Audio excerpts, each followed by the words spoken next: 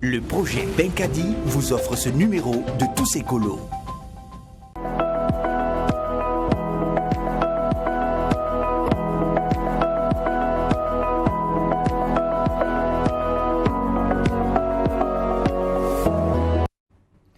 Le Burkina Faso fait partie des pays signataires de la Convention cadre des Nations Unies sur le changement climatique. À cet effet, il a participé à la conférence des parties, à la 26e conférence des parties qui a eu lieu à Glasgow, au Royaume-Uni, du 31 octobre au 12 novembre passé. Participation du Burkina Faso aux conférences des parties sur le climat, état des lieux et perspectives est notre sujet de ce mois de novembre. Mesdames et messieurs, bonsoir. Bienvenue à votre émission Tous Écolos. Pour aborder ce sujet du mois de novembre, qui est un sujet d'actualité, nous avons des invités, pas des moindres avec nous, que je m'avais vous présenter. Nous avons avec nous l'honorable Ousmane Boli, qui est le président de la Commission Environnement et du Développement durable de l'Assemblée nationale du Burkina. Bonsoir, monsieur Boli. Bonsoir, madame. Bienvenue à Tous Écolos. Merci bien. Ensuite, nous avons monsieur Sawadgo Mahamoudou. Il est expert environnement et changement climatique du projet Benkadi Burkina, partenaire de cette émission. Bonsoir, monsieur Sawadgo. Bonsoir, madame. Nous avons à ma gauche madame Zenabou Segda. Elle est la coordonnatrice de l'ONG Web Burkina. Bonsoir, madame Segda. Bonsoir, madame Ouedraogo. Et enfin, monsieur Do Etienne Traoré. Il est le point focal changement climatique du Burkina. Bonsoir, monsieur Traoré. Bonsoir, madame. Bienvenue à cette émission Tous Écolos. Émission qu'on peut dire d'actualité pour ce mois de novembre, parce que la COP est passée il n'y a pas longtemps. Et on entend dans les médias un peu partout parler de COP 26. On aimerait savoir qu'est-ce que c'est que la COP. Monsieur l'expert en changement climatique, notre partenaire de l'émission. OK. Et donc, merci beaucoup, madame, pour la question. Et avant donc de revenir sur la question, permettez-moi de dire quand même un petit mot sur le projet Benkadi, et qui est donc une initiative de la société civile ouest-africaine de 4 pays, dont le Burkina Faso, le Mali, la Côte d'Ivoire et le Bénin. Et c'est une réponse à l'appel à projet donc, du gouvernement néerlandais dans le cadre donc, du partenariat pour le pouvoir des voix. Et Benkadi donc, vise essentiellement à influencer les politiques publiques pour l'intégration des changements climatiques dans les référentiels de planification.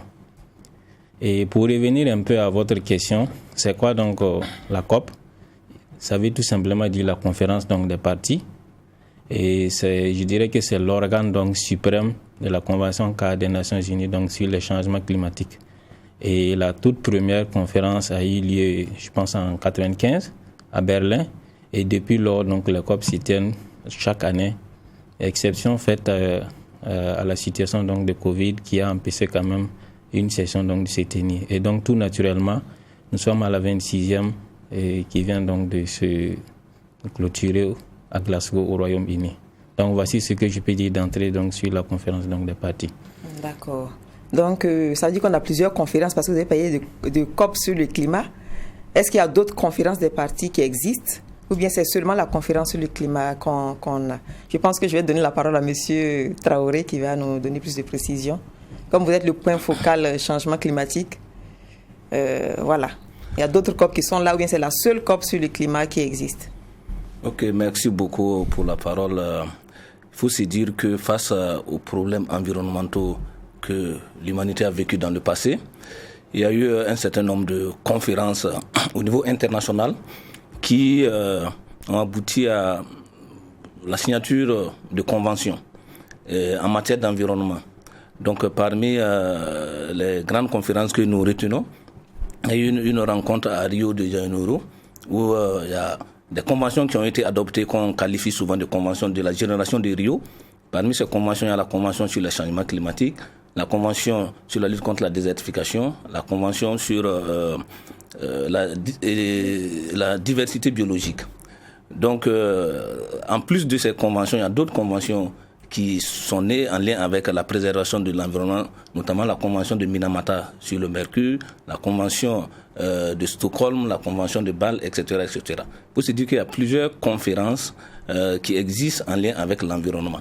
Mais la conférence qui fait beaucoup plus d'actualité, c'est la conférence des changements climatiques qui a lieu chaque année. Voilà. Et ce que je voulais ajouter à ce que M. Savadogo a dit en lien avec les conférences des partis, qui d'ailleurs sont des instances de prise de décision, voilà, pour voir comment résoudre les problèmes d'ordre environnemental et aussi voir comment on met en œuvre les décisions qui ont été prises lors de ces conférences des partis. D'accord. Donc, est-ce que depuis 1995, le Burkina Faso prend part à cette conférence des partis? Oui, pour ce qui concerne la Convention sur le changement climatique, voilà, depuis la COP 1, qui s'est tenue en 1995 à Berlin, le Burkina Faso a toujours participé parce que nous avons ratifié cette convention en 1993. Et la convention est rentrée en vigueur en 1994. Et l'année qui a suivi, en 1995, il y a eu la tenue de la première conférence des partis. Donc le Burkina Faso, depuis 1995, participe à la COP sur les changements climatiques. Maintenant, quelles sont les conditions de participation à cette conférence des partis, surtout sur le climat? Comme vous êtes le point focal changement climatique, je pense que on va plus s'attarder sur ça. Okay. Quelles sont les conditions de participation à cette conférence des partis? Il faut se dire que les négociations, les rencontres au niveau des conférences des partis, ça se passe au niveau État. Donc, ce qui fait que la participation est chapeautée par le gouvernement, à travers, par exemple, le ministère de l'Environnement, qui est la structure focale en matière de changement climatique du Burkina Faso. Donc, avant de participer à ce COP, il y a des préparations, puisque la délégation est composée des acteurs de l'administration publique, l'Assemblée nationale, les organisations de la société civile et les OEC, et les ONG et les organisations intergouvernementales. Donc, pour mieux se préparer, il y a des correspondances que nous adressons à ces différentes structures afin qu'ils se manifestent, afin que la délégation puisse choisir en fonction du nombre les thématiques importantes pour le Burkina Faso à suivre et à défendre à ces instances. Donc c'est globalement les différentes les conditionnalités, voilà, pour participer à une COP. D'accord. Donc, ça veut dire que le citoyen lambda qui voit que c'est bien organisé, ou du moins que c'est organisé, qu'il y a une délégation qui part, il faut qu'on sache que c'est structuré. C'est le ministère de l'Environnement qui porte le chapeau, avec les OSC et les ONG qui organisent, qui choisissent ceux qui doivent participer aux différentes conférences. D'accord. Et on voit que l'Assemblée nationale aussi est impliquée. Donc, Monsieur Bouli, je vais vous donner la parole. Comment est-ce que vous appréciez l'implication de l'Assemblée nationale à la participation à ces conférences des partis? Ok, merci bien. Vraiment, je remercie tous les acteurs qui ont contribué, en tout cas, à une réussite de notre participation, je dirais la participation du Burkina Faso. Comme a dit M. Traoré, le ministère, nous avons reçu une invitation officielle du ministère de l'Environnement demandant donc la participation de l'Assemblée nationale. Et je pense que depuis un certain nombre d'années, l'Assemblée nationale est un acteur aussi qui participe donc au niveau de la COP. Bon, maintenant, ce que je peux dire, vous savez que les parlementaires, sinon l'Assemblée nationale, il a dit, la conférence des partis, c'est surtout des décideurs d'un certain niveau, ils prennent des engagements. Et qui mieux que l'Assemblée nationale qui est chargée de voter les lois, de suivre, donc de contrôler l'action gouvernementale, peut être au cœur donc de cette activité pour pouvoir après suivre les engagements qui seront signés pour voir si on va dans le bon sens, interpeller le gouvernement s'il y a lieu, mais également souvent tous comment on appelle ça, ces engagements pris doivent être matérialisés par des projets, par des accords, etc. Et ce sont des textes de loi que nous devons prendre au niveau de l'Assemblée nationale pour que les choses se passent dans les règles de l'art. Il arrive souvent qu'il y a des insuffisances en matière juridique et textuelle au niveau du Burkina. Et l'Assemblée nationale, si elle est sensibilisée, informée, participée, ça lui permet donc d'être au diapason et accompagner le gouvernement pour réussir les engagements qui sont pris. Donc c'est dans ce cadre-là que nous, en tout cas, nous sommes satisfaits de la participation, en attendant donc que nous abordons d'autres questions qui vont venir par la suite. D'accord. Merci. Donc, je vais donner la parole à Madame Segda. Comment est-ce que vous appréciez la participation des femmes à la COP climat surtout? Il y a la représentativité aussi qui est là. Oui. Le quota, souvent qu'on dit qu'il doit être respecté. Comment est-ce que vous appréciez la participation des femmes? Oui. Merci, Madame Ouedraogo. C'est vrai que, pour dire vrai, la participation des femmes reste faible à l'image de ce qu'on peut constater, que ce soit au Burkina ou dans les autres pays. Et la participation a évolué positivement ces dernières années, mais c'est grâce à plusieurs luttes, plusieurs efforts de plusieurs acteurs. Et la Convention elle-même, les organisations de la société civile qui ont beaucoup lutté justement pour rehausser la participation et équilibrer la participation au niveau des COP. Donc aujourd'hui, il arrive quand même que des femmes participent, mais la participation reste faible. D'un point de vue numérique, mais d'un point de vue aussi de l'effectivité. Parce que il y a des soutiens pour faire participer les femmes, mais il reste que ça demande beaucoup de renforcement de capacité aux femmes pour pouvoir participer effectivement. Parce que, comme vous savez, les femmes ne sont pas en général au niveau des décisions. Et quand la Convention invite, ou quand on invite, c'est les leaders, c'est les autorités, les responsables qu'on invite. Et donc, ce qui fait que les femmes échappent à participer. Mais ça, c'est en train de changer et on y reviendra plus tard. Merci. D'accord. Merci bien. Mais est-ce à dire que les femmes sont moins compétentes que les hommes? Alors, c'est pas qu'elles sont moins compétentes, mais c'est une question de responsabilité. Par exemple, vous voyez, nous avons le point focal, pour taquiner un peu M. Do, c'est un homme. C'est-à-dire qu'il est le propriétaire de dossier, donc il gère les dossiers. Alors, si des femmes arrivent à un certain niveau de décision, ça peut leur permettre facilement de participer et d'être plus actives. Mais si au niveau de nos ministères, on trouve à des postes de responsabilité seulement que des hommes, ce sont ces hommes-là qu'on va faire participer parce qu'on ne peut pas faire participer des gens qui ne peuvent pas apporter quelque chose ou répondre à des préoccupations du pays.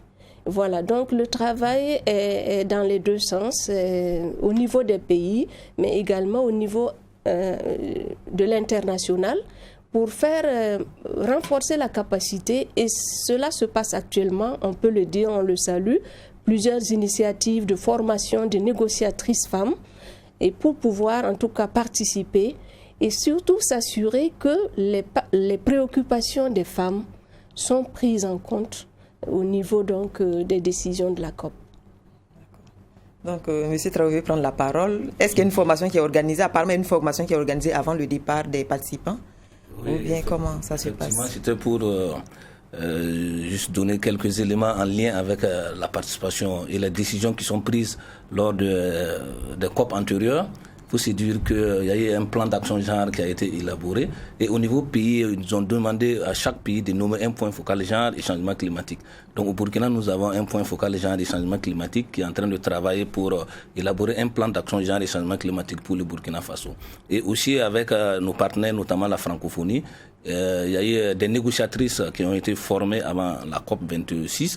Au total, elles étaient 10 qui ont suivi plusieurs jours de formation sur les différentes thématiques en lien avec la 26e conférence des partis et actuellement les échanges se poursuivent pour pérenniser les formations. Voilà, donc c'est pour dire que les questions de genre sont sérieusement prises en compte par le Burkina Faso. D'accord, donc ça veut dire que les 26 femmes ont participé à la COP 26 ou bien pour cette année ça n'a pas été effectif? On peut dire qu'il y a au moins 8 qui ont participé. 8 femmes. 8 qui ont participé. C'est la soixantaine de participants. Bon. ça c'est les femmes qui ont été formées par la francophonie. Ok, d'accord. Voilà. Maintenant, dans la délégation, les femmes représentaient près de 30%, voilà, dans la délégation. Oui, près de 30%. D'accord. Donc, M. Samadou, vous voulez dire quelque chose? Oui, en fait, je voulais tout simplement ajouter que, à la lumière effectivement donc des propos de Madame Sekda, c'est vrai, les indicateurs ne sont pas totalement ouverts, mais il y a quand même une évolution. Et Monsieur Traoré a renchéri. Mais ce que je voulais ajouter, c'est que la COP aussi, la participation à une COP aussi a un coût, et souvent nous faisons face quand même à des contraintes budgétaires. Et ce qui fait que par moment, on n'arrive pas effectivement à, en tout cas, impliquer tout le monde comme on le souhaite. Mais nous sommes en train de travailler effectivement à ce que les femmes soient de plus en plus représentées à ces instances-là. D'accord. Donc, nous allons marquer une pause pour suivre un reportage pour recueillir l'avis de certaines personnes sur la sélection des participants à la conférence des partis. Suivons ce reportage. Pour ma part, je peux dire que le choix des participants à la COP a été en tout cas un choix inclusif. Voilà, parce que avant cette participation-là, au niveau du ministère de l'Environnement, il y a eu beaucoup d'activités qui ont été menées pour informer les acteurs sur l'organisation de cette conférence des partis sur les changements climatiques. Ils ont tenu des ateliers pour informer effectivement les acteurs. Donc je pense que le choix a été inclusif parce que en tout cas une large communication a été menée pour que chacun puisse en tout cas s'impliquer dans cette lutte-là contre le changement climatique. Mes recommandations pour les prochaines conférences des partis au niveau du Burkina, je pense qu'il faut communiquer davantage. Voilà, je pense qu'il y a beaucoup d'acteurs vraiment qui mènent des activités sur le terrain et ces activités sont en tout cas en lien avec la lutte contre le changement climatique, mais qui ne sont pas suffisamment informés de cette conférence-là. Voilà, je pense notamment au secteur privé, même si déjà au niveau national, certains acteurs s'intéressent. Mais je pense qu'il faut communiquer davantage pour que le secteur privé s'implique dans la lutte contre les changements climatiques.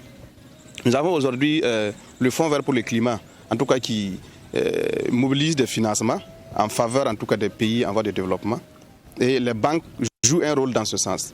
Voilà. Donc les banques, les assurances peuvent jouer un rôle en tout cas dans la mobilisation des financements et pour appuyer en tout cas les acteurs sur le terrain, pour mener des activités en tout cas qui peuvent contribuer à la lutte contre les changements climatiques. Je pense notamment aux activités qui ont lien avec l'adaptation ou l'atténuation au changement climatique. Donc en tout cas ma recommandation principale, c'est vraiment impliquer davantage le secteur privé dans la conférence des partis sur le changement climatique. Parce que vraiment, ces acteurs-là ont un grand rôle à jouer. Je n'oublie pas les OSC qui sont déjà vraiment actifs sur le terrain, mais il faut encore communiquer davantage. Voilà, donc voilà ce que je peux dire en termes de recommandations principales, c'est de communiquer davantage, impliquer davantage le secteur privé et les OSC dans la lutte contre les changements climatiques. La participation, la sélection des participants à la COP, il faut dire que je vais parler de ma propre expérience, puisque ma structure met des activités, élabore des activités dans le domaine du changement climatique, des activités de conscientisation de la population sur leurs droits environnementaux, en les invitant à s'engager pour la promotion de la justice climatique et à demander justice climatique. Donc généralement, nous travaillons avec le ministère de l'Environnement et nous travaillons avec le SPCNDD. Donc généralement, à l'approche des COP, on est informé qu'il y a une COP qui se prépare. On se présente auprès de ces instances pour demander l'accréditation. Parce que pour participer à la COP, il y a une seule personne dans le pays, au Burkina Faso, qui peut te donner l'accréditation, qui peut proposer votre nom pour que vous puissiez participer à la COP, et c'est l'autorité. Alors nous sommes de retour sur le plateau. Honorable, qu'est-ce qu'on peut dire par rapport à ça? Ok, merci. Et moi, j'ai perçu un aspect de ce qu'il a eu à dire. Et je crois que Traoré aussi avait abordé la question. Et nous sommes, en quittant le Burkina, nous sommes plusieurs acteurs. J'ai constaté qu'il y a l'État, représenté par le ministère de l'Environnement, il y a les OSC, comme il a dit, il y a les parlementaires, et il y a une branche aussi qu'on a omis, parce que j'ai aperçu le maire de Ouagadougou, les collectivités territoriales, qui sont au cœur même de la mise en œuvre des activités en ce qui concerne les changements climatiques. Alors, j'ai constaté, il a dit qu'il y a eu une formation des acteurs avant que nous allons. Bon, quoique je le concerne le mot formation, Mais en tant que parlementaire qui est censé suivre les engagements, j'ai trouvé qu'on peut en fait mieux faire. Mieux faire en ce sens que, par exemple, le CDN du Burkina, moi je ne l'ai pas eu en tant que tel avant même d'aller à la COP. J'ai fait de la recherche documentaire. J'ai vu cela, j'ai su qu'il y a un dernier qui a été élaboré en octobre passé. Mais je pense qu'il y a des bonnes pratiques que nous avons. Comme il a dit, il faut que nous communiquions davantage, que la COP ne soit pas un prétexte pour que les acteurs se rencontrent. Il faut qu'on se parle davantage, parce que les changements climatiques là, impliquent tout le monde, tous les acteurs que j'ai cités, peut-être d'autres acteurs que je n'ai pas cités ici, que nous puissions faire une synergie d'action, qu'on partage les informations pour que les uns et les autres puissent véritablement jouer leur partition.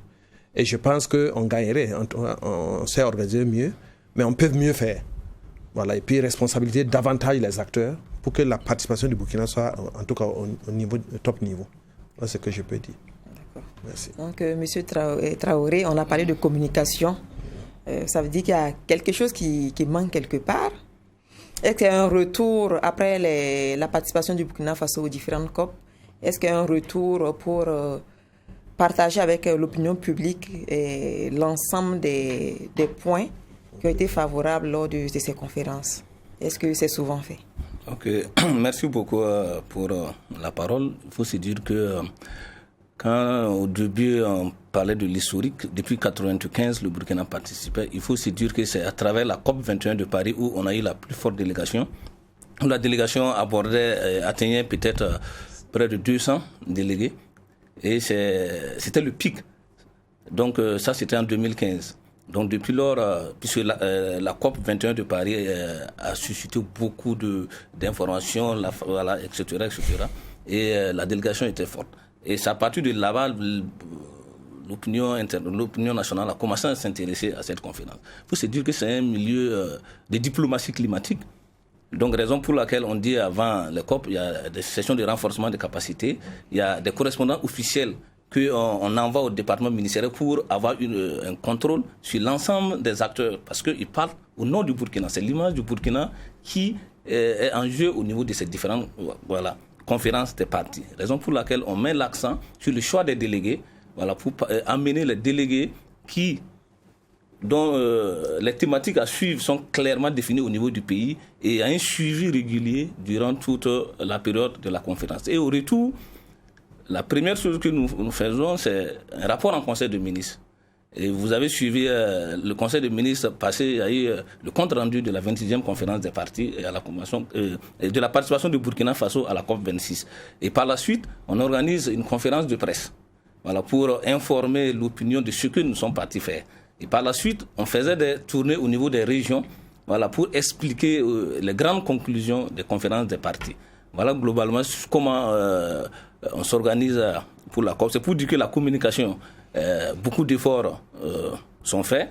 Et il reste aussi à parfaire la communication, raison pour laquelle on réfléchit à un plan, à l'élaboration d'un plan de communication sur les changements climatiques que nous sommes en train de réfléchir pour mettre en œuvre, pour améliorer les aspects de communication. Dans le reportage, il a dit qu'il y a beaucoup de choses qu'on mène, mais qui ne sont pas très bien connues par les acteurs. Donc, raison pour laquelle on est en train de mettre l'accent sur la communication. Et si vous avez remarqué, c'est sur le site du ministère de l'Environnement et de l'Économie et du Changement climatique, il y a la page Facebook où il y a toutes les informations que le ministère fait. On est en train de... cette page alimente, donne l'information sur ce qui est fait. Et l'implication du privé, effectivement, depuis un certain temps, le privé commence à s'intéresser sur les questions climatiques. Et chose qui n'était pas le cas quand on prend les 5 dernières années, parce que, comme vous le savez, le privé, c'est la recherche du profit. Donc, il faut qu'il s'assure en investissant, etc. Donc, actuellement, avec les informations, les sensibilisations et des ateliers spécifiques même sur le secteur privé sont organisés aussi bien au niveau national, régional et international pour impliquer davantage le secteur privé dans cette question de lutte contre les changements climatiques. Et au Burkina, en lien avec la mobilisation des finances, il y a l'autorité nationale désignée du Fonds vert en train de travailler pour accréditer Coris Bank International auprès du Fonds vert pour le climat pour faciliter la mobilisation des ressources dans le secteur privé. D'accord. Donc, parlons de financement. Je pense qu'on va revenir dans une prochaine émission parler en long et en large de financement parce que c'est vraiment lourd. Donc, on va réserver ça pour une autre émission spécialement pour ce qui est des fonds. J'aimerais savoir quels ont été les points de négociation de cette COP26, M. Traoré? Oui, il faut se dire que les négociations se passent autour d'un certain nombre de thématiques. Les thématiques sont nombreuses. Il y a les questions d'adaptation, qui est bien sûr une priorité pour le Burkina et l'Afrique. Il y a les questions d'atténuation parce que on connaît les causes de ces changements climatiques et il faut travailler à atténuer les émissions de ces gaz à effet de serre. Et il y a les questions de financement, qui sont des thématiques de négociation. Il y a la question d'agriculture, il y a la question de transparence, il y a la question de réduction des émissions dues à la dégradation et la déforestation, il y a la question du genre, il y a la question de conformité, il y a la question dont les thématiques sont nombreuses. Mais le Burkina, en fonction des thématiques, on sélectionne un certain nombre de thématiques à suivre, puisque c'est des thématiques qui sont d'une importance pour le pays. Donc on sélectionne ces thématiques et on répartit les délégués en fonction de ces thématiques de telle sorte qu'on puisse influencer ou faire passer nos positions. Puisque en face de nous aussi, on a des groupes qui défendent aussi leurs intérêts. Donc lors des négociations, c'est des groupes qui se créent. Les gens négocient en fonction de leurs intérêts. Voilà. Donc vous défendez votre position et de l'autre côté, vous avez face aussi à certaines personnes qui ont leurs intérêts. Donc il faut travailler à ce que, puisque vous représentez des millions de Burkinabés lorsque vous vous déplacez pour aller à la conférence des partis, donc vous devez travailler à défendre leur position. Voilà, c'est exactement ça. Vous allez toujours garder la parole parce que quand on parle de points de négociation, il faut qu'on sache, après votre retour, quels ont été les acquis de cette COP26. Le Burkina a été représenté et après la participation, voilà, quels sont les les acquis, c'est à deux niveaux. Parce que lors des COP, il y a les événements officiels. Et les événements officiels sont sanctionnés par la prise de décision. Pour cette conférence, il y a eu environ 57 décisions qui ont été adoptées en lien avec plusieurs thématiques que j'ai citées. Donc nous avons participé à faire passer nos préoccupations dans la prise de ces décisions, dont la mise en œuvre va profiter à la population. Voilà. Et là-bas également, le deuxième volet, on organise des événements parallèles. Et ces événements parallèles, c'est des rencontres bilatérales, puisqu'on a déjà des partenaires où il faut renforcer le partenariat et aussi rechercher d'autres partenaires pour la mise en œuvre des actions climatiques au Burkina Faso. Donc sur ces deux volets, en tout cas sur le renforcement du partenariat et la création d'autres partenariats, nous sommes très satisfaits de notre participation à cette 26e conférence des partis. Puisque aussi, en termes de mobilisation, comme ça va faire l'objet d'une émission spécifique, il y a eu beaucoup de signatures d'accords qui ont eu lieu lors de cette conférence la prochaine émission pourra s'étaler sur ces différents aspects. D'accord. Donc, on peut dire que le Burkina a eu quand même beaucoup de milliards pour les histoires d'adaptation. En tout cas, on a mobilisé beaucoup de financements. D'accord. Donc, je pense que tout le monde peut se préparer pour avoir de bons projets pour avoir ces financements. Donc, on aura plus d'éclaircissements lors d'une émission spéciale par rapport à cela. Mais quelles ont été les insuffisances de cette COP? Madame Segda, vous n'avez pas participé cette année ou bien? Non, je n'ai pas pu faire le déplacement cette année, mais j'ai suivi à distance. Je suis intervenue sur 2 panels, donc, et notamment sur la question des finances climatiques.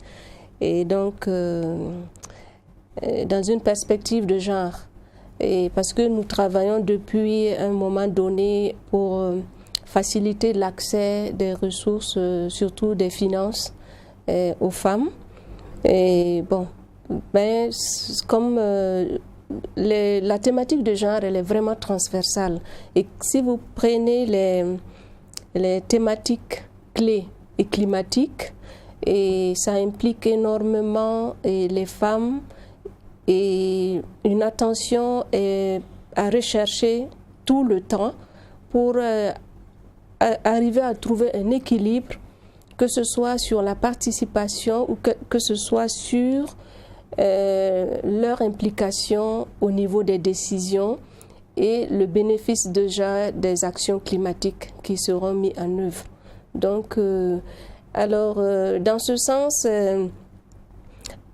cette année, effectivement, le genre était une des décisions, une des questions de discussion, effectivement, au niveau de la COP, c'était la 17. Et il y a eu des décisions, mais qui consistaient à réitérer les interpellations passées déjà, renforcer déjà le cadre, le programme d'action de Lima, parce qu'à Lima, en 2000, c'était en 2016 déjà, 2014, qu'il y a eu le programme d'action de Lima qui a vraiment mis en place un plan avec des objectifs clairs, accompagné d'un plan d'action pour vraiment rééquilibrer la participation des femmes aux négociations, parce qu'il y avait un gap, comme on l'a dit tantôt, mais également comment impliquer les femmes dans la décision climatique et faire en sorte qu'elles puissent profiter des actions climatiques. Donc, ce plan d'action était appelé à être contextualisé au niveau des pays. Donc, le travail qui est fait, c'est de vérifier à quel stade les pays sont avec cette mise en œuvre-là. Et monsieur le point focal disait, pour le Burkina, par exemple, nous avons salué la nomination d'un point focal genre et changement climatique, avec un plan d'action genre qui est plus ou moins élaboré, c'est bientôt fini. Et donc, nous pouvons dire que voilà un levier sur lequel on peut vraiment s'appuyer pour pouvoir atteindre avoir un certain nombre, en tout cas atteindre ce nombre d'objectifs et au profit des femmes. Voilà, mettre en œuvre des activités qui leur soient profitables. D'accord. Donc, je vais donner la parole maintenant à M. Savadogo. Selon vous, quelles ont été les insuffisances de cette conférence des partis, au regard même pas pour cette année seulement, pour les années précédentes aussi, parce qu'il y a des engagements qui sont toujours pris, mais pas toujours respectés. Évidemment. Ouais. Ok, donc merci beaucoup pour la question. Et je prends donc ma casquette d'organisation de la société civile pour effectivement égrener un peu donc ces points-là. Et je pense qu'il y a quand même des points qui pourraient éventuellement être améliorés avant, pendant et après même donc la COP à proprement parler. Et quand je dis donc avant, il faut même que tous ceux ou toutes celles donc qui souhaitent participer à la COP là s'y prennent assez tôt et conséquemment. Le point focal est sur le plateau, il pourrait effectivement donc corroborer mes propos. Et pendant qu'on était même donc sur place, il y en a effectivement qui travaillent surtout donc à être accrédités. Et tout ça, c'est un processus donc qui rend les choses très très difficiles. Du côté aussi donc de ceux qui ont en charge l'organisation, à savoir donc le ministère de l'Environnement, de l'Économie verte et du Changement climatique. Et Monsieur l'Honorable a tantôt parlé de ça. Il faut qu'on s'organise mieux pour qu'on fasse quand même une répartition donc des rôles, qu'on sache qui fait quoi et où, de sorte à ce que sur place, chacun puisse vraiment dérouler sereinement donc son agenda. Et pour finir, après la COP, notre souhait aussi, c'est que nous allions donc vers la redevabilité. Et je pense qu'il y a des ébauches de redevabilité donc qui sont données ici à travers la communication donc en Conseil des ministres, mais il faut aussi donc des campagnes donc d'information donc du grand public pour qu'on comprenne un peu les enjeux et qu'on comprenne aussi les opportunités aussi donc qui se rattachent donc à notre participation à ces conférences-là. Donc voici grosso modo ce que je peux dire en termes donc d'insuffisance, mais je félicite quand même au passage le ministère de l'Environnement parce que c'est pas toujours aisé d'organiser un événement donc de telle envergure. D'accord. Donc nous allons encore remarquer une pause pour suivre le reportage des étudiants que nous avons interviewés pour voir leur avis sur la conférence des partis, leurs connaissances et s'ils s'intéressent vraiment à cette conférence. Suivez ce reportage. L'acronyme COP signifie Conference of Parties en anglais et en français Conférence des partis. Donc, c'est un organe qui regroupe les pays signataires de la Convention des Nations Unies, de la Convention cadre des Nations Unies pour le changement climatique. Alors, il faut noter que la COP regroupe 195 pays plus l'Union européenne qui ont tous signé cette convention à Rio de Janeiro en 1992. Alors, il faut dire que la COP a pour objectif de travailler à réduire la hausse de la température, principalement de la limiter à 1,5 degré Celsius dans les années d'ici 2030.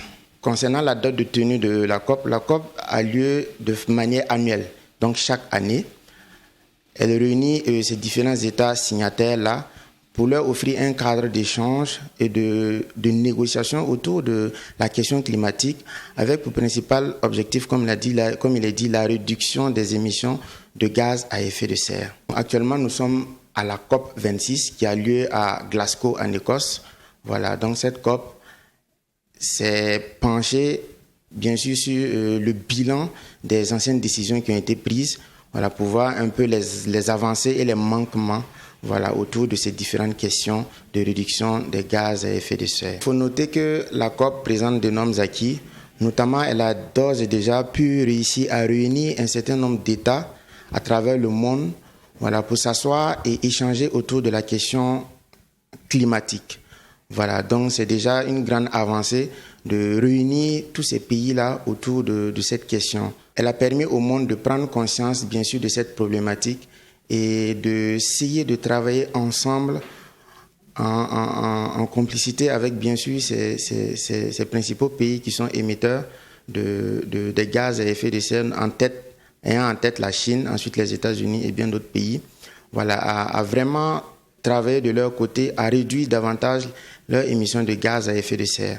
Lors de cette rencontre, les pays qui ont ratifié cet accord et qui font partie des États partis ont pris encore l'engagement en fait, de réduire en fait, leurs émissions de gaz à effet de serre et de limiter l'augmentation de la température en dessous de 1,5 degré Celsius.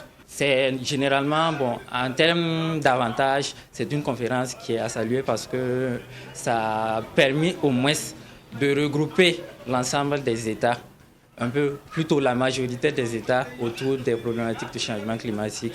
Et également, ça a permis également de prendre des engagements qui ont permis de ralentir en fait, les effets ou l'impact en fait, ou l'évolution que prend en fait,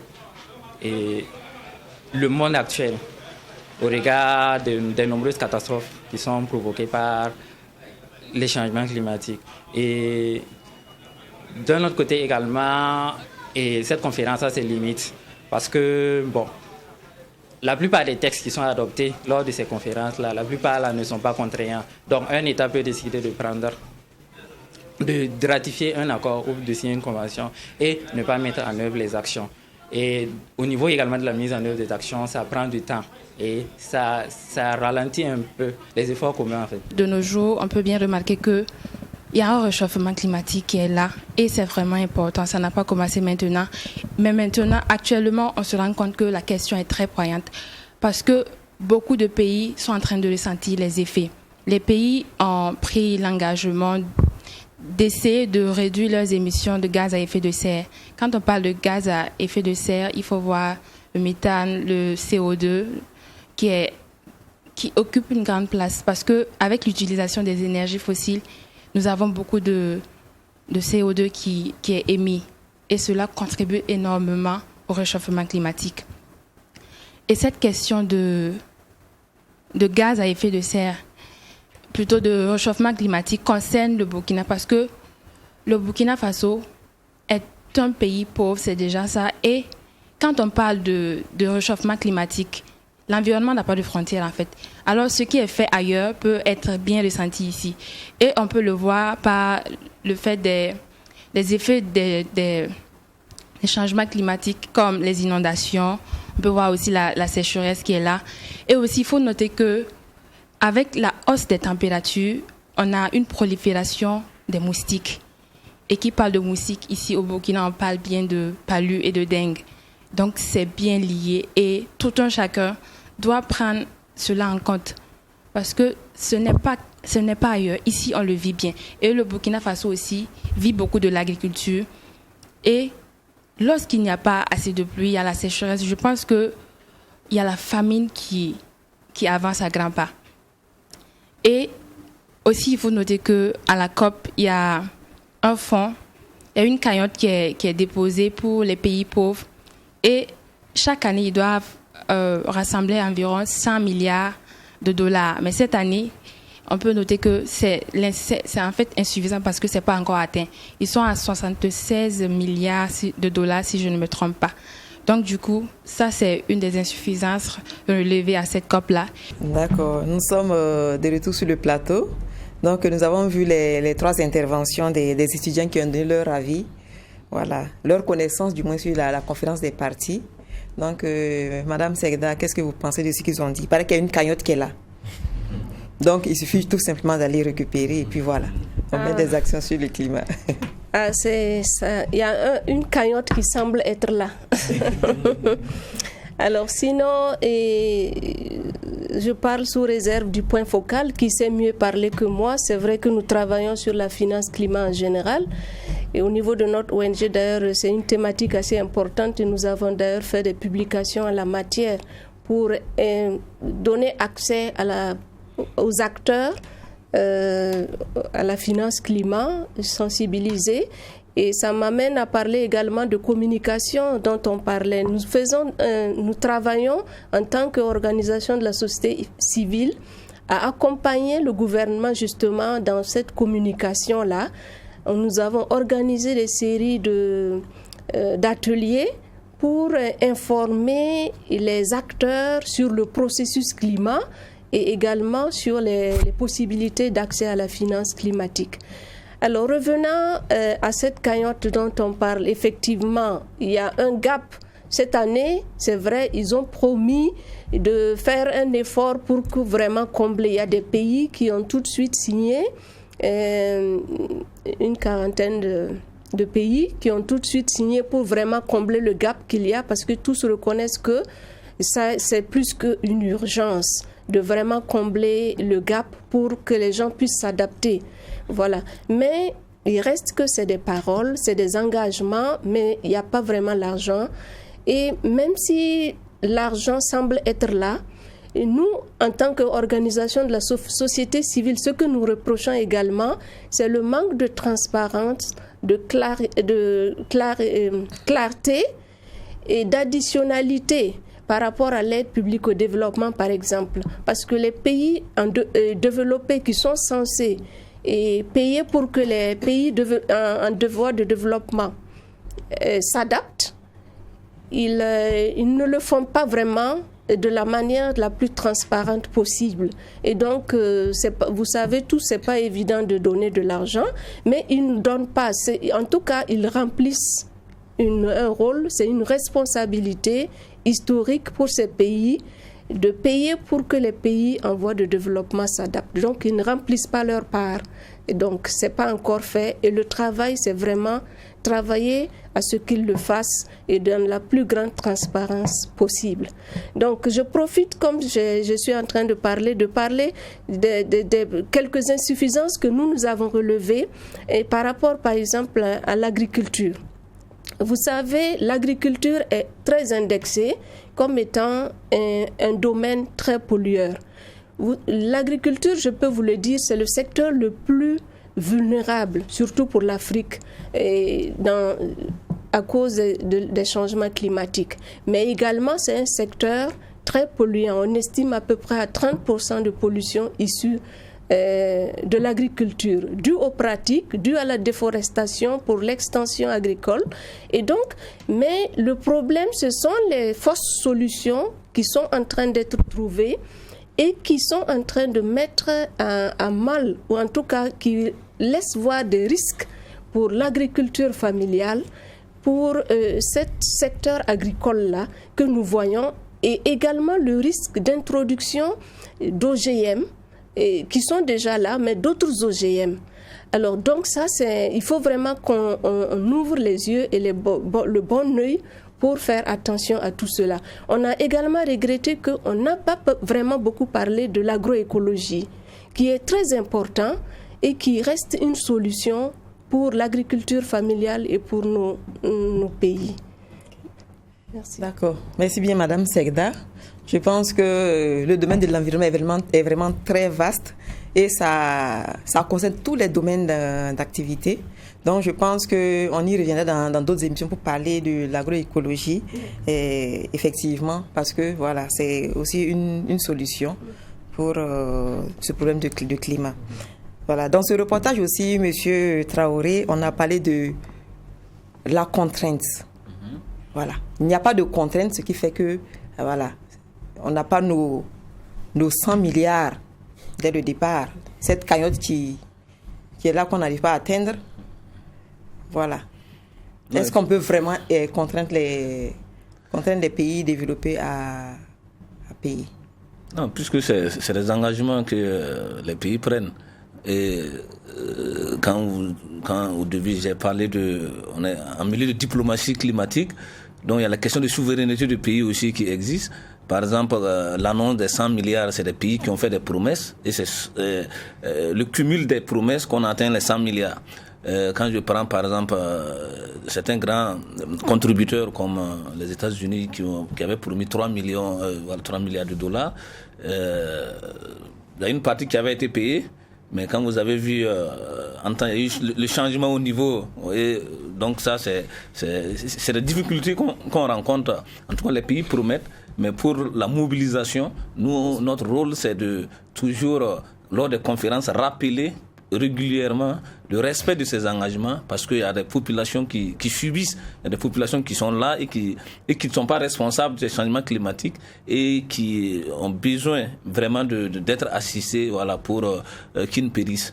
Donc lors de toutes les conférences, lors des rencontres, on ne cesse de rappeler le respect de ces engagements et surtout dans un cadre de transparence, voilà, pour qu'on puisse savoir exactement c'est quoi qui a été mobilisé, comment l'argent a été utilisé. Et en retour, nous, les bénéficiaires, nous devons rendre compte également de l'utilisation effective de ces financements mobilisés. Donc, parlant toujours de reportage, j'ai mentionné un certain nombre de points. Peut-être ce que j'allais ajouter, c'est que l'élément fondamental de cette conférence des parties, c'est l'adoption de ce qu'on appelle le pacte climatique de Glasgow. Donc, c'est ce pacte qui sera un outil très fondamental, voilà, pour la suite de la réduction de la hausse des températures. Tantôt, il parlait de 1,5. Voilà, et ça, c'est l'objectif fondamental de l'accord de Paris. Et toutes les négociations tournent autour de cet accord universel qui a été adopté en 2015. Et en 2018, il y a eu un paquet climatique, voilà, qu'on avait adopté en Pologne, en Katowice. Et cette année, c'est le pacte climatique où beaucoup d'initiatives sont déjà nées, voilà, sur ce pacte. Si je prends, il y a des initiatives sur l'agriculture, notamment une agriculture moins destructive des écosystèmes. Il y a aussi des initiatives sur le méthane, qui constitue un gaz à effet de serre voilà, très très nocif pour l'atmosphère. Il y a aussi des initiatives sur la forêt et plein d'autres initiatives, même des initiatives sur la confection de voitures zéro émission nette et aussi le transport propre, etc., etc. Même la réduction du charbon, la réduction des énergies fossiles, plein de choses qui sont... Voilà. Donc peut-être si l'occasion nous permettra un jour de communiquer davantage sur les grandes conclusions de cette conférence, on va aborder beaucoup d'aspects qui ont été conclus à cette conférence. Et un élément que je voulais donner, c'est que, voilà, très rapidement, c'est que les négociations, les pays négocient par groupe en fonction de leurs intérêts. Il faut que j'insiste sur ça. Par exemple, il y a des pays les moins avancés qui sont les plus vulnérables, dont le Burkina Faso fait partie. Donc on a un groupe des pays les moins avancés où on a nos positions et nos lignes rouges à défendre. Et l'Afrique aussi a une voix unifiée. Il y a le groupe africain aussi qui est là, ou qui regroupe tous les pays, parce qu'on partage presque les mêmes problèmes. Et il y a un grand groupe qui rassemble près de 80% des pays. Ça, c'est le groupe des 77 plus la Chine. Voilà, donc c'est pour dire que nos intérêts sont alignés avec beaucoup d'autres intérêts et on travaille en groupe également pour faire passer, comme on dit, l'union fait la force. D'accord. Donc je pense effectivement qu'il faudrait une émission spéciale pour présenter les conclusions de cette conférence des partis. Comme notre partenaire est là, je pense que... Et aussi parler de l'organisation même des COP pour que les gens puissent mieux comprendre parce exactement. que nous sommes dans une diplomatie où il y a une feuille de route. Pour la prochaine COP, on a parlé de la COP 27 dans le reportage, nous on a déjà notre feuille de route. Et souvent pour le respect de cette feuille de route, c'est ça qui complique un peu l'organisation. Par exemple, quand on envoie les correspondants avec un délai, même il y a des gens qui répondent en pleine conférence des partis. Bon, ça, c'est pas la faute du ministère de l'Environnement. Donc, il y a des émissions, on aura l'occasion d'aborder tous ces éléments. Merci. Je pense qu'on y reviendra. Okay. On compte surtout sur notre partenaire Benkadi. Benkadi a pris bonne note. D'accord. Alors, je pense qu'on va revenir à l'honorable. En tant que représentant à l'hémicycle et au regard de ce que vous avez pu avoir comme expérience à la COP26, quelles sont les propositions que vous faites pour améliorer la participation du Burkina Faso pour les prochaines fois? Merci bien. Bon, Traoré a un terme qu'il aime utiliser. Il parle de la diplomatie climatique qui exclut complètement certains à un certain niveau de décision finale. Parce que j'ai dit tantôt, et c'est important, je pense qu'on peut faire mieux. Je crois que Benkadi en a parlé. Moi, j'allais faire une juste proposition à Traoré. Il a dit déjà qu'ils ont leur feuille de route pour déjà la COP 27. La COP africaine. Voilà. Donc, je pense qu'il serait souhaitable que, effectivement, comme a dit aussi les gens, qu'on puisse diffuser les documents importants, déjà votre feuille de route, pour qu'on puisse discuter et pour que les parlements puissent jouer leur... Parce que j'ai profité de cette COP. Et c'était vraiment une occasion d'échanger avec les autres parlementaires des autres pays. Je pense que de plus en plus, il faut que les parlementaires aussi soient, je ne dirais pas impliqués, mais en tout cas suffisamment informés pour qu'ils puissent accompagner les politiques en la matière. Les gens prennent des engagements. Il y a des parlements un peu partout, mais souvent, comme on ne travaille pas en synergie, on ne peut pas aussi mettre la pression. Parce que nous aussi, on a notre rôle à jouer. Donc, je voulais vraiment profiter de cette occasion et puis dire qu'en tout cas, nous sommes disponibles. Avec les autres, nous avons décidé, comme ça, dans la sous-région, de travailler d'ici la COP27 à se rencontrer aussi pour connaître les préoccupations de ces différents pays, de groupes de pays qui ont les mêmes préoccupations, pour les comprendre. Ça veut dire que chacun doit s'approprier les politiques et certainement les feuilles de route, comme tu dis, de chaque pays, pour que nous voyions ensemble ce qu'on peut faire. Il a dit tantôt qu'ils ont eu gain de cause, parce qu'il y a eu des accords. Vous savez que tout ça, ça doit passer à l'Assemblée nationale. Voilà, donc ça veut dire que si nous on est informés à temps, imprégné, nous pouvons même faciliter, sinon même, en tout cas, vous accompagner pour que les choses puissent aller. Donc moi je pense que voilà les propositions concrètes que je voudrais faire. En tout cas, tout le monde a dit, même ceux qu'on a interviewés, ils ont dit vraiment, il faut partager les informations. Les acteurs sont là, on est sur le même terrain, donc il faut qu'on travaille.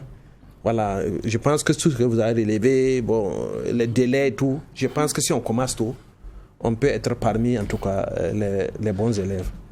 Je pense, ça c'est mon point de vue. Nous pensons aussi la même chose. Il faut que les gens aient vraiment les informations qu'il faut, pour qu'ensemble nous puissions mener des actions pour la protection de notre environnement. Nous sommes pratiquement à la fin de cette émission, mais on va faire rapidement un tour de table pour le mot de fin.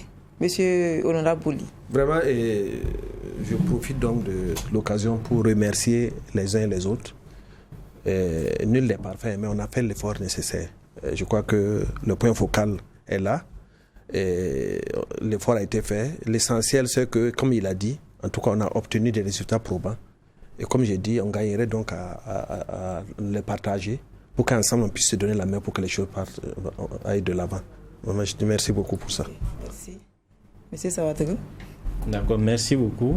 Si vous permettez, j'ai quand même une recommandation que je voulais aussi formuler et ça me tient vraiment à cœur. Il faut aussi envisager dès à présent la création d'un pool de négociateurs sur bien sûr les thématiques qui ont été donc développées, de sorte à ce que vraiment la participation ne s'apparente pas à la villégiature. Donc, je pense qu'ils ont pris bonne note.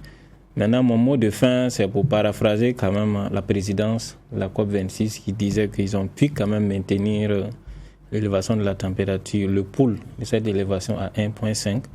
Maintenant, il faudrait travailler à ce que ce pool puisse survivre. Et cela dépend donc des décideurs. Et donc, du haut de ce plateau, nous voulons interpeller les gouvernants d'ici et ailleurs pour que nous puissions vraiment stabiliser nos émissions et sauver notre planète, notre maison commune. Merci.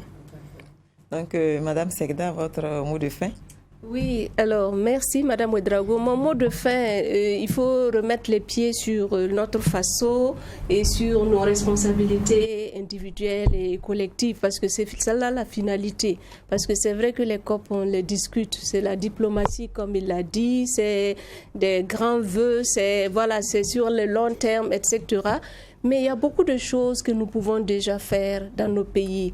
Et en tant qu'organisation de la société civile, et comptant tout le monde, la population et tout le monde, nous avons déjà des responsabilités à prendre, à jouer, surtout dans nos modes de consommation et de production. C'est là où nous pouvons déjà faire des efforts pour participer à l'effort mondial et sur la lutte contre les changements climatiques. Déjà des actions même qui vont bien sûr nous profiter tout de suite, parce que ça va changer les choses déjà dans notre pays. D'accord. Monsieur Traoré, voilà, vous avez la parole.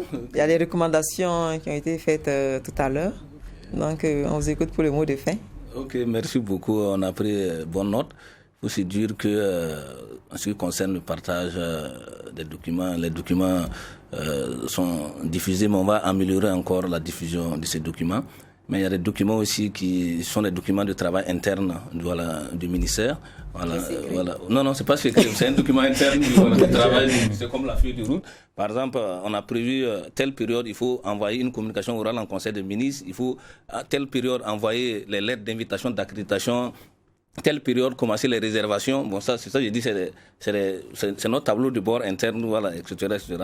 Et la recommandation de Mamoudou, depuis un certain temps, on travaille. La CEDEAO même accompagne les pays dans la mise en œuvre, dans la mise en place de ces pools d'experts.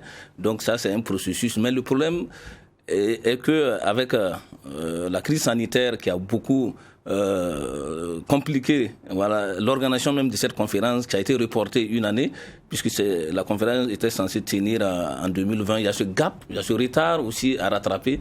C'est ça qui fait que beaucoup pensent que les résultats c'est bon, mais c'est pas arrivé pour combler le retard que nous avons accusé à cause de la crise sanitaire. Mais je profite aussi saluer l'ensemble des délégués qui ont participé à cette COP, puisqu'ils ont vraiment mouillé le maillot. Nous sommes très satisfaits. On a reçu les rapports de leur participation aux événements, donc je suis très satisfait. Je profite de l'occasion de les remercier et aussi remercier Benkadi et Free TV de nous avoir associés à cette émission importante. Et aussi on espère aussi revenir sur certains aspects précis pour informer l'opinion, les citoyens sur l'organisation des conférences des partis. Merci. Merci bien, M. Traoré. Mesdames et messieurs, nous sommes à la fin de cette émission du mois de novembre, votre émission Tous Écolos. En rappel, nous avons échangé sur la participation du Burkina Faso aux conférences des partis sur le climat, état des lieux et perspectives. Et nous avons eu avec nous l'honorable Ousmane Bouli, le président de la commission environnement et du développement durable de l'Assemblée nationale. Merci, honorable, d'être venu. Nous avons aussi M. Sawadogo, qui est expert changement climatique au niveau de Benkadi. Merci, M. Sawadogo. Merci. Je rappelle que c'est le partenaire de cette émission. Et à ma gauche, nous avons eu Mme Segda, qui est la coordonnatrice de l'ONG Web Burkina. Merci, Mme Segda.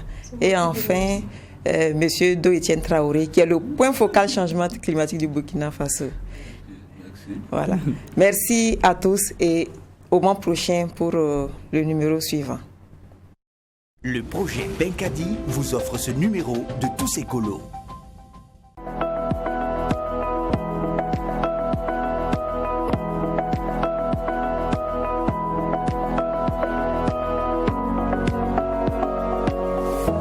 Le projet Benkadi vous offre ce numéro de Tous Écolos.